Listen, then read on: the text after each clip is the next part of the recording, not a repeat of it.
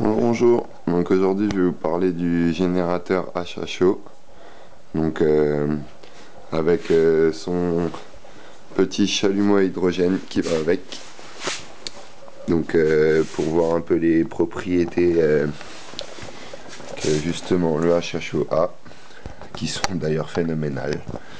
Donc voilà le petit chalumeau, donc c'est juste un tube que j'avais pris, c'était anciennement un scalpel, où j'ai remis une buse de soudeuse Tigmig là, avec un trou dedans, un tout petit trou d'ailleurs, un tout petit.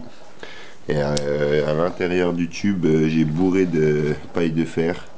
Donc vraiment, quand je dis bourré, c'est bourré. Il faut vraiment que ça soit presque qu'on ne puisse plus souffler presque, pour que la pression puisse rester constante et que ça sorte toujours pareil. Plus un petit anti-retour de flamme ici, pareil, constitué de paille de fer bien tassée. Il vaut mieux prévoir parce que le HHO est quand même très explosif, je dirais. Plus un bulleur ici qui revient là, qui va dans ce bulleur là. Donc toujours sécurité double bulleur parce que j'en ai déjà un qui m'a pété à la gueule et je peux vous dire que ça fait bizarre. Donc voilà, toujours le dernier bulleur le plus près du HHO est rempli presque au maximum d'eau pour que l'espace là, il n'y ait pas beaucoup d'hydrogène qui puisse stagner. Voilà, et là c'est mes deux seaux avec 6 plaques dans chaque, plus moins, sur une batterie. Donc là, quand je fais tourner comme ça, la flamme est constante quand même et toute petite. Bon, on chauffe déjà très fort, mais donc j'en ai refait un autre qui est celui-là à 11 plaques avec 1 moins, 4 neutres, 1 plus, 4 neutres, 1 moins. Donc celui-là tourne beaucoup mieux tout seul que les deux là-haut. Donc conclusion, donc j'ai mis les deux ensemble, donc une batterie sur deux batteries de voiture du coup, donc ça fait beaucoup d'énergie, mais bon c'était pour les tests, hein.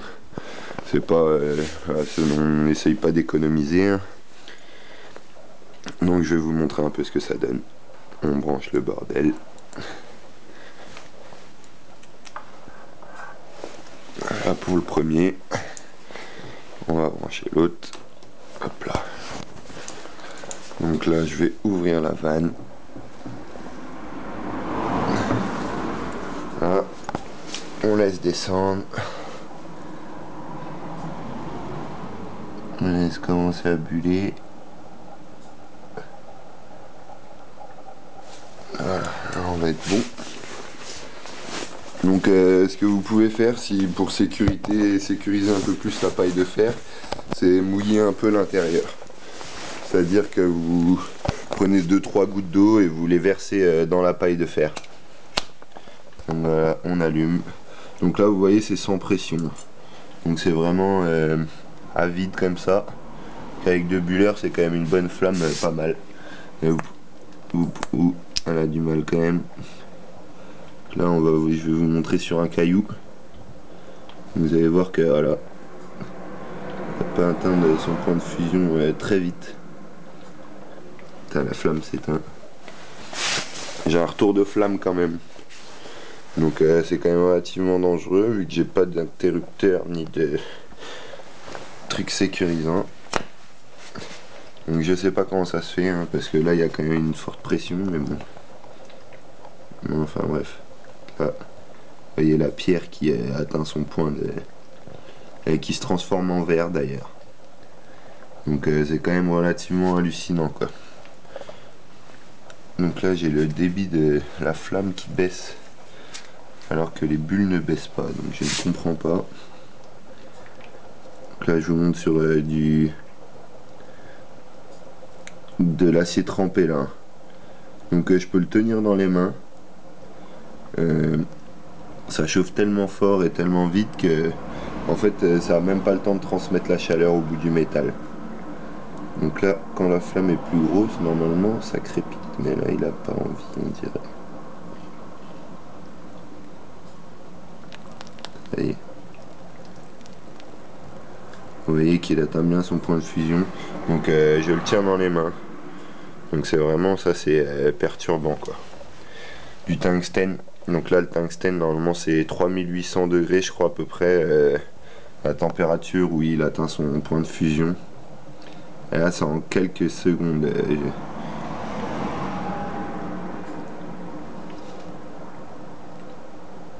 Donc c'est quand même relativement surprenant.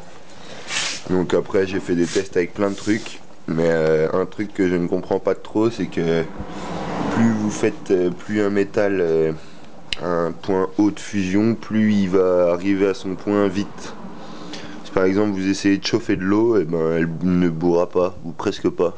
Vous allez mettre beaucoup de temps alors que ça va faire fondre de la pierre. Donc ça c'est quand même relativement surprenant je trouve.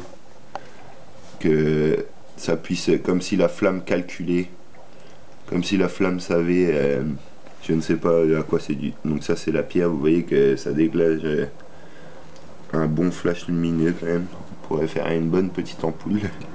Elle reste rouge pendant un petit bout de temps après. Donc j'essaie avec toutes sortes de cailloux. Hein.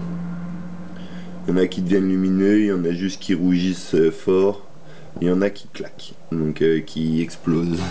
Direct, à mon avis, c'est le choc thermique. Donc voilà pour le petit chalumeau à hydrogène. Donc vous avez besoin quand même d'un bon petit rendement, je pense. Il faut au moins, je voudrais pas dire, mais la moitié d'un litre par minute, quoi, pour que vous puissiez commencer à avoir une flamme concrète, quoi. Donc voilà. Donc vous pouvez aller voir mon site Brico Musique si vous voulez voir le tuto pour pouvoir fabriquer votre générateur à chaud et votre chalumeau. C'est que j'explique tout comment faire. Et voilà. Donc ouais, toujours ne pas oublier plusieurs bulleurs pour plus de sécurité. La flamme est toute petite là, je ne sais pas pourquoi. Je ne sais pas pourquoi, mais...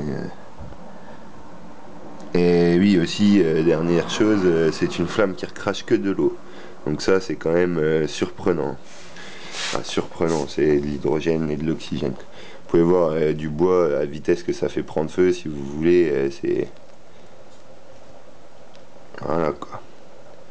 C'est vraiment surprenant quoi, c'est une flamme vraiment... vraiment très chaude. Voilà. Au revoir tout le monde.